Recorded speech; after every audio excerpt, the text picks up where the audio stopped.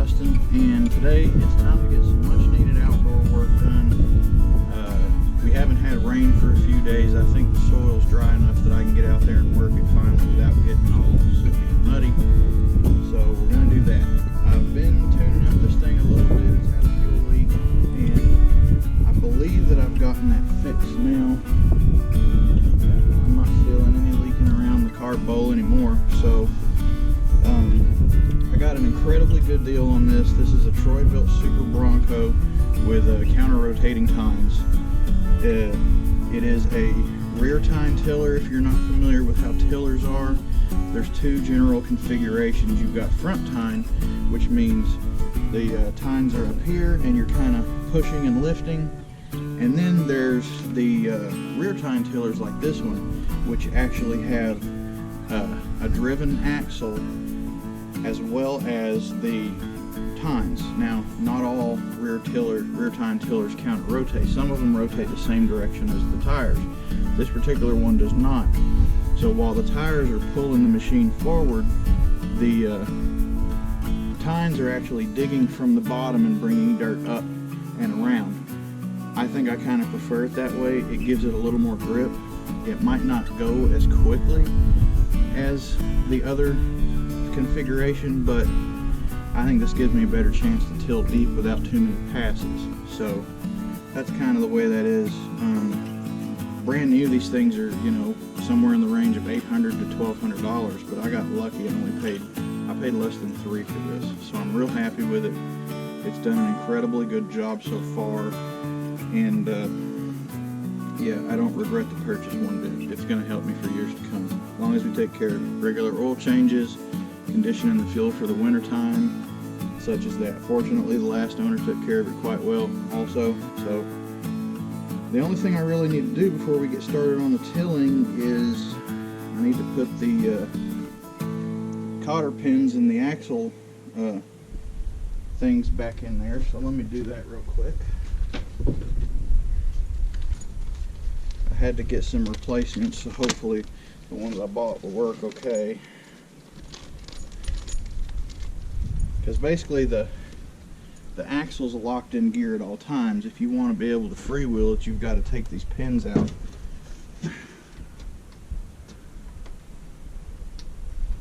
And do it that way. So that one's kind of rusted together. Let me get this one.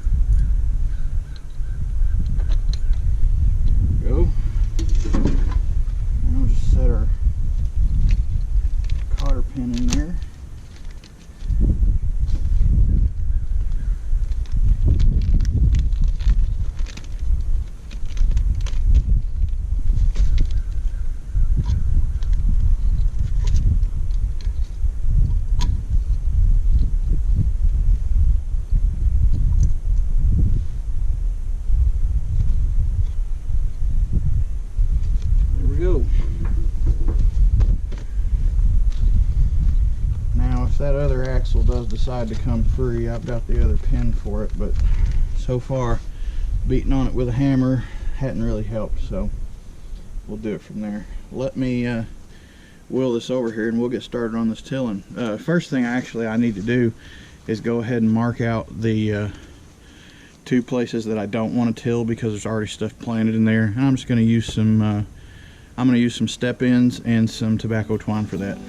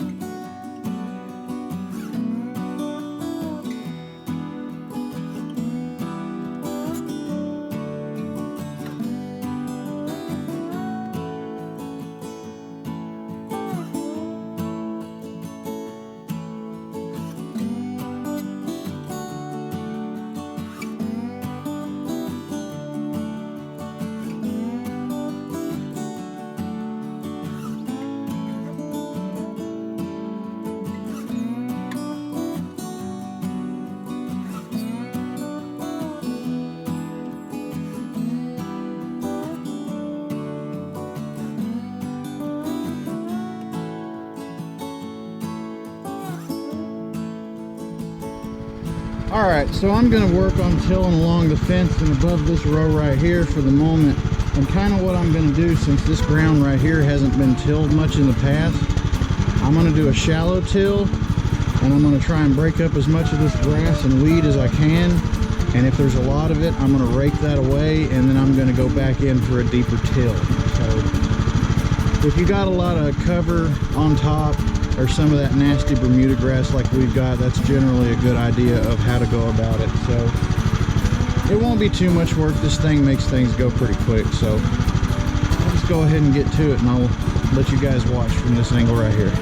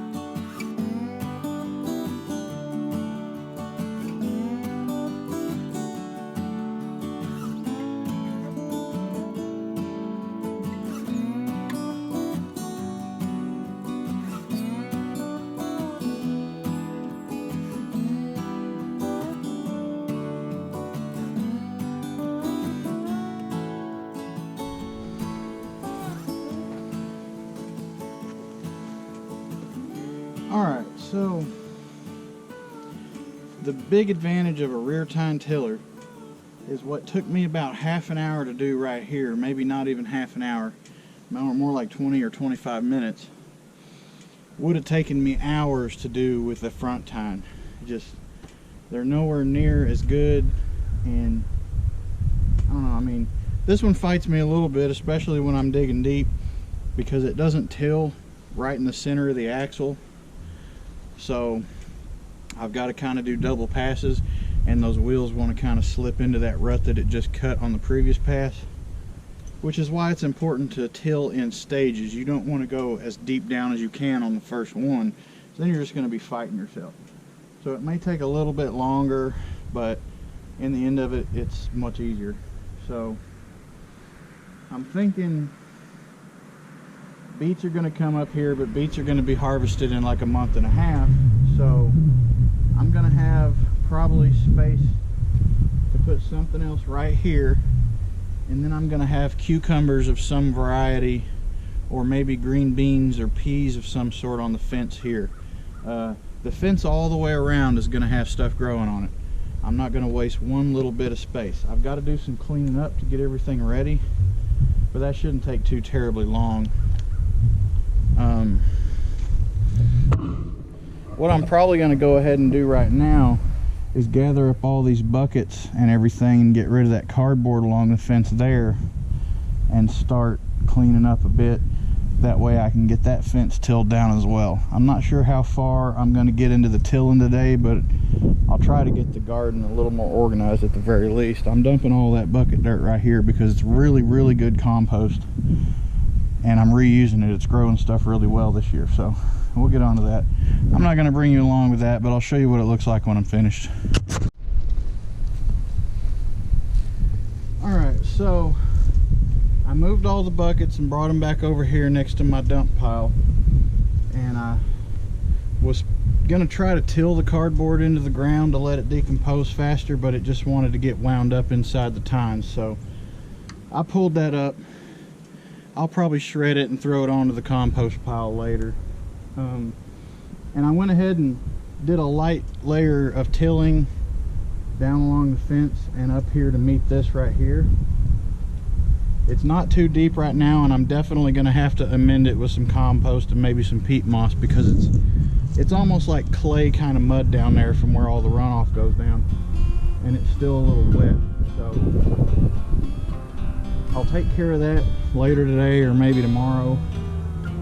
I do have plenty of compost that I can amend that soil with, make it nice and rich, but until then, I'm not exactly sure what I'm going to plant down here yet. I'm going to have some kind of cucumber along the fence, more than likely. I may decide to put my squash down here this year. They were up here. But I've been tilling for a while now. My feet are getting kind of tired, so I'm probably going to go inside and put them up for a little bit. Maybe work on some indoor stuff. I've still got a lot of stuff to do inside too. But as always, thank you guys so much for watching. This is the Tennessee Backyard Gardening Channel. My name is Justin, and I'll see you in the next video.